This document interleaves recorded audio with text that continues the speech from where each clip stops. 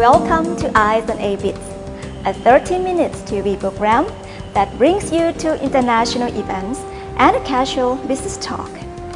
3G is still a very hot topic in Thailand. So a group of people from APAR, the University of Thai Chamber of Commerce, NBTC, professors and gurus in telecommunications business grouped together and discussed about what would be the future of 3G in Thailand. So, in Biz Overview today, we are going to take you to the Queen Sirikit National Convention Center to witness the conference on the future of 3G mobile technology in Thailand. See you there. Biz Overview. The seminar on the future of 3G mobile technology in Thailand today includes both foreign and Thai speakers.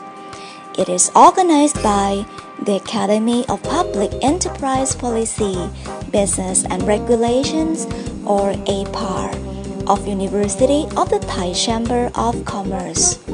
The seminar takes place at the Queen Sirikit National Convention Center and is attended by academics, media people, students, and people interested in technology. The keynote speaker of this seminar is Professor Gerard Pocorel, a professor emeritus of economics and management at Telecom Paris Tech in France, which is a prominent European research and higher education institution. Professor Pocorel is an expert in radio spectrum management. And it's easy money for the government because it sells something which is free.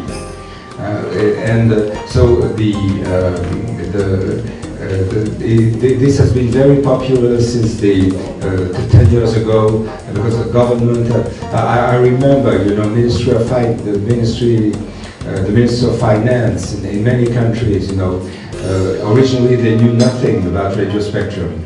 But the day they learned it would be possible to make billions of dollars, euros, pounds, or maybe I think as well, Thai baht as well. Once they learned it was possible to make easy money with radio spectrum, this has become a very popular sport for governments. And this was supported also by many of my fellow colleagues, my fellow economists, who gave some support to say that organizing auctions was good for competition and good for the dynamism of the radio spectrum market. But what I'll try to show to you today is that this is only partially true. The seminar also includes Thai speakers. Dr. Virachat Gilentong is the director of the Research Institute for Policy Evaluation and Design at the University of the Thai Chamber of Commerce. He is also an assistant professor at the School of Economics at the same university. Dr. Virachat tells the seminar about his research findings on ownership of cell phones and television sets among Thai people, which is both high in urban and rural areas. Every Thai household now has at least a set of television, whereas ownership of cell phone is 90% among Thai families. He has found out that there is a correlation between migration and ownership of cell phones. Thai families whose members have migrated to work in other provinces tend to have a cell phone for communication with their loved ones. And especially in the Northeast, where migration is known to be high, families tend to have more than a set of cell phones.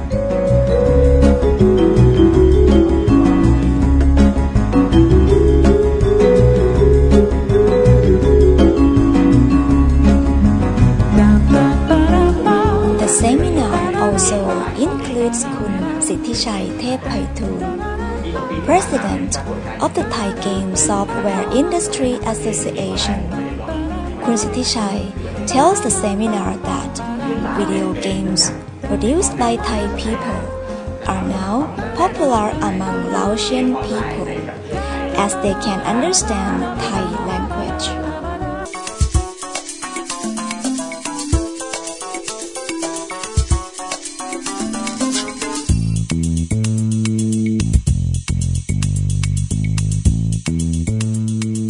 Well, that was a tasty seminar, and it's even getting more spicy as we have here with us Professor Pocorel from Economics and Management at Telecom Paris Tech in France, which is a prominent European research and higher education institution. And he's also an expert in radio spectrum management, and of course, one of the speakers in the conference.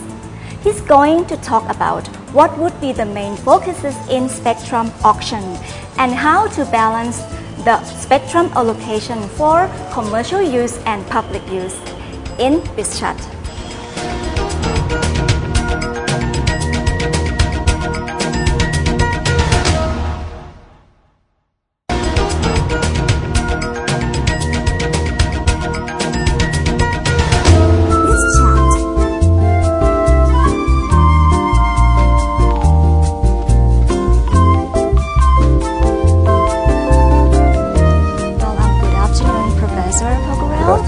Well, once again, welcome to Bangkok, and thank you for having. It's a pleasure to be here.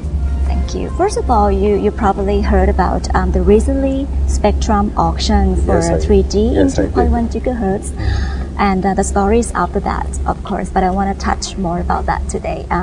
But from your own experiences, can you please share with us about what other countries do about their spectrum auction? Yes.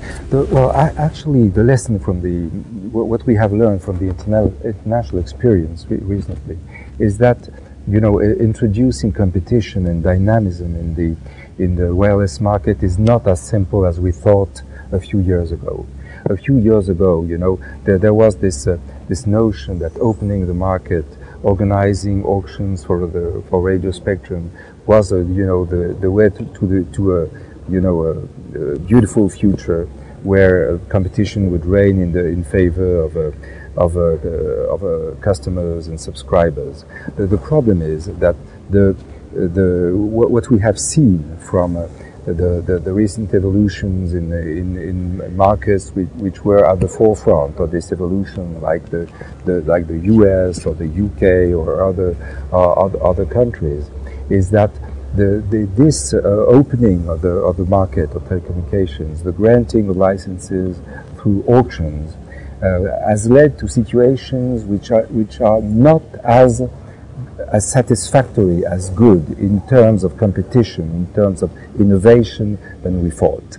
For instance, if we look at what's happening in the US, and please stop me if you want to if I'm not clear enough. In the US at the moment, we have a dominant duopoly of Verizon, AT&T, and the FCC is concerned about this situation. And in late September, the FCC opened an inquiry on whether this situation is good in terms of competition and innovation. And although this is the result of a very well organized, very open auctions, but in the end, what comes out of these auctions might not be as good as what we thought. And what some countries have done to confront this kind of situation which is not just in the US, but it has appeared in Canada, it has appeared in European countries as well.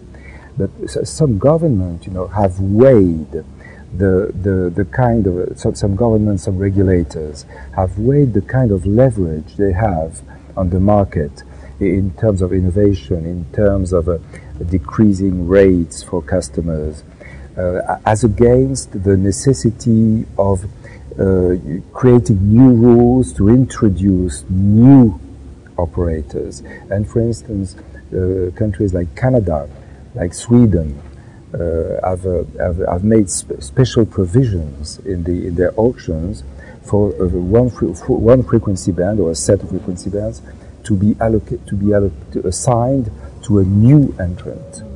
And in the case of France, to take an example in my home country, at some point the regulator was not happy with the 3 existing wireless operators, and it granted a license for a fee.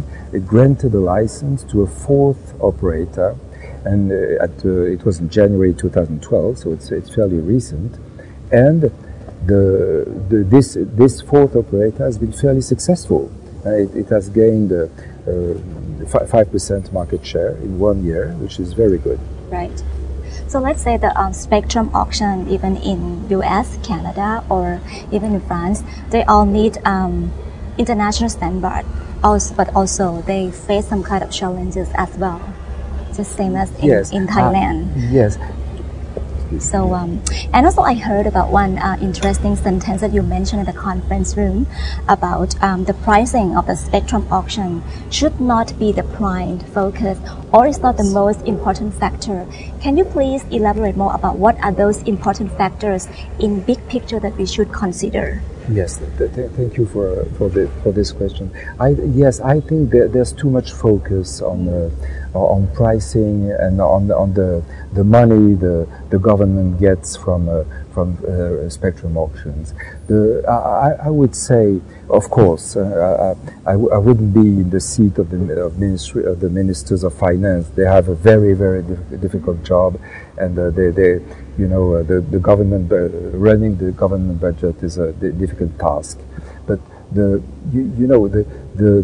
radio spectrum is a resource which is used by many users, private users, public users, the telephone companies, broadcasting companies, public services, public safety, defense, fire departments, etc., radio astronomers. And the government and the regulator has to take into account the necessities of all those services, and making as much money as possible from the spectrum is not the primary focus of this general policy. If the government can make some money, if this is in line with the interests of consumers in the end, it's good. But making as much money as possible, I think it's really not the priority. If in many countries, people when they look at the results of auctions, they said, "Oh, we are disappointed because the amount was not as much as we thought." I'm not really comfortable with this, because if the price is not, astronomically high, if it's in line with international standards, it's okay. It's good for consumers, it's good for companies, because companies need money to invest in their networks. So this is, getting as much money as possible from auctions, I think it's not the primary objective of the government. The primary objective of the government is providing the radio spectrum resources for all of those who need it in the interest of the economy and society.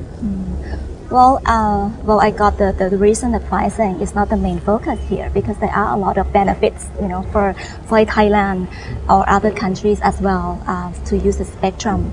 And you just mentioned the use for public, and also for the commercial sector. Can you elaborate more about how to balance the allocation of the spectrum for both use?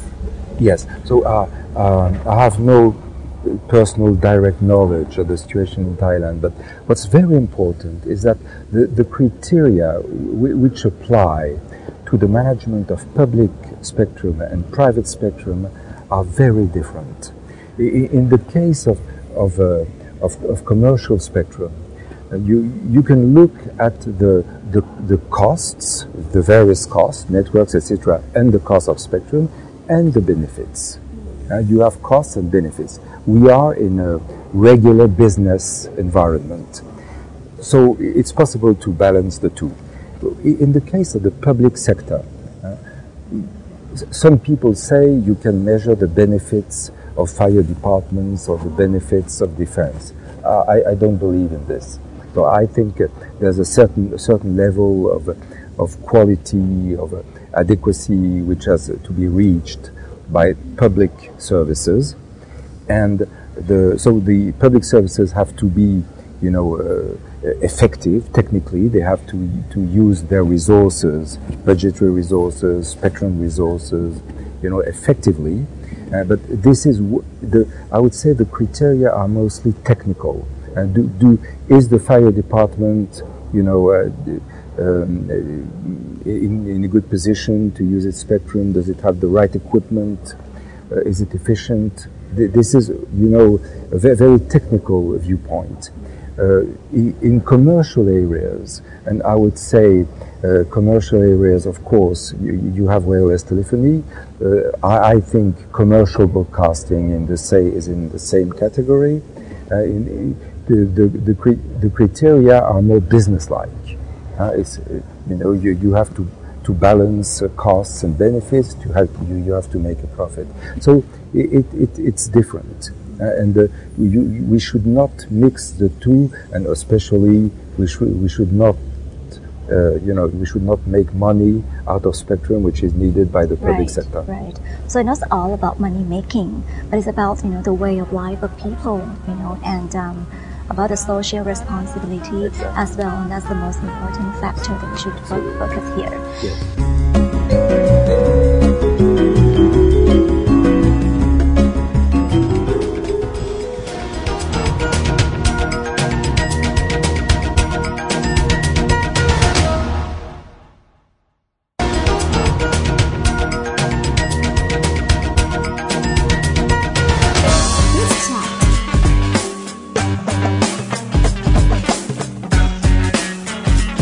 Mentioned also in the conference room that it's better for the spectrum auctions design that can welcome all the new entries, because there will be the high competition, about pricing and content, and it's good for consumers. Can you please share from your own experience about what other countries you do with this? Yes, it's a very, very delicate issue because, of course, ideally speaking, there should be as many bidders as possible. And that's what we thought a few years ago, that many companies would compete and bid for radio spectrum. What we have seen in many countries is actually also what we have seen in Thailand, that the number of bidders is not superior to the number of licenses. It's a fact. It's a fact which has been observed in the United States. It's been observed in many countries in Europe. We can say it's not ideal. We would have hoped for a different situation, but it's a very widely observed fact. So then the natural outcome, and that's what we have seen in the recent auctions. So we have seen a trend in the unit price of spectrum per person, so to say. The trend has been like this.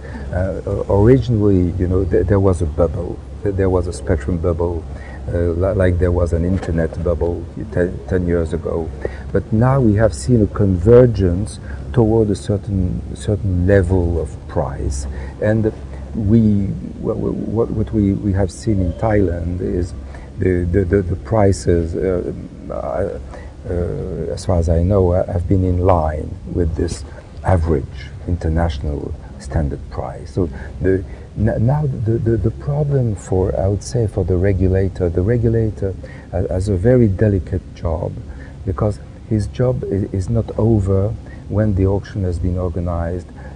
His job is to make sure competition happens, is to make sure innovation happens, new generations of technology like 3G and 4G will be introduced. So the job of the regulator is difficult, is to make sure the sector remains dynamic.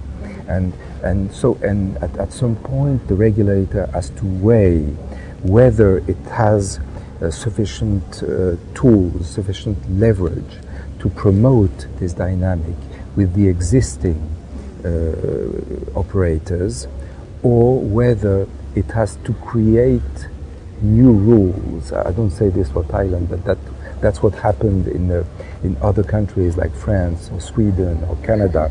Create new rules, which is always very difficult because people complain, they go to courts, but at some point it might seem necessary to create new rules, to introduce a new operator, to bring more dynamism to the market.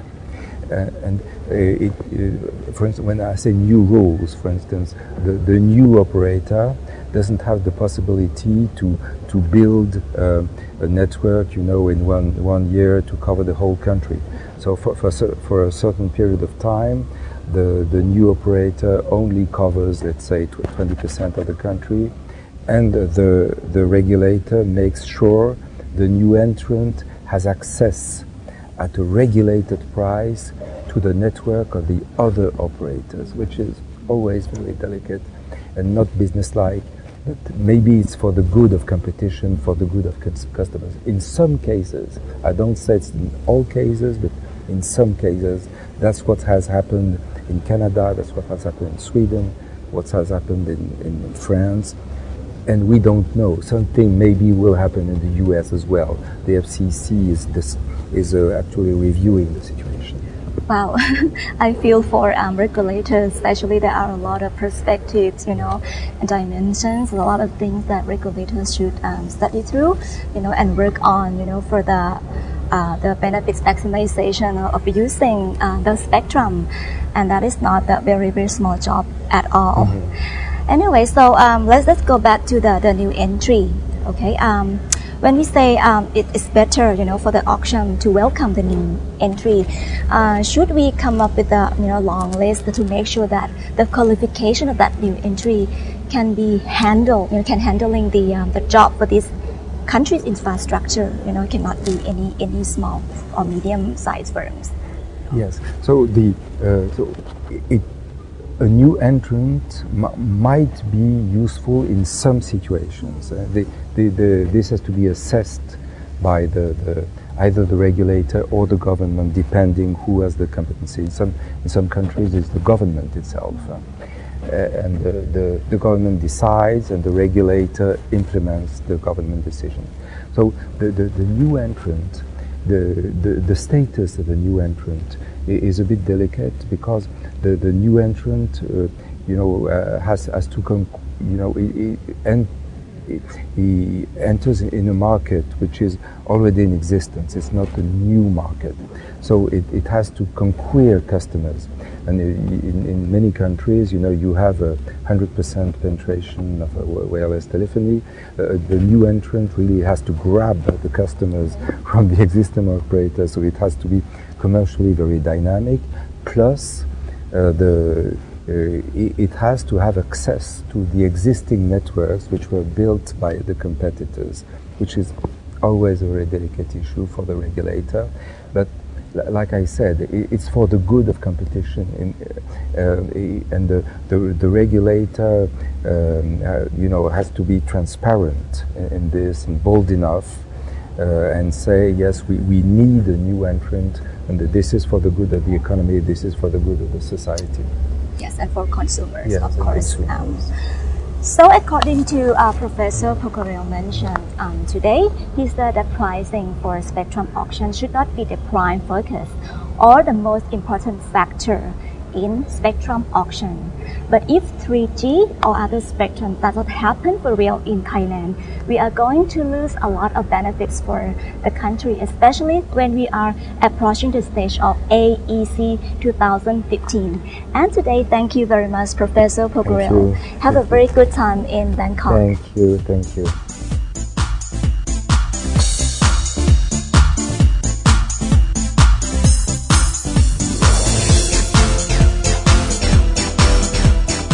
I love what Professor Pokharel stated during the interview, that money from the auction should not be the primary focus, But how to use spectrum is something that NBTC should seriously look at, especially when it concerns how we live our life nowadays and in the digital era. Well, the weather in Southeast Asia is very stormy right now. And of course, it's getting colder in some other parts of the world. Please keep yourself warm. For information, our TV program airs every Saturday during 11 to 11:30 p.m. Thailand local time on MCOT World. Stay tuned. See you same time again next week in On A Biz.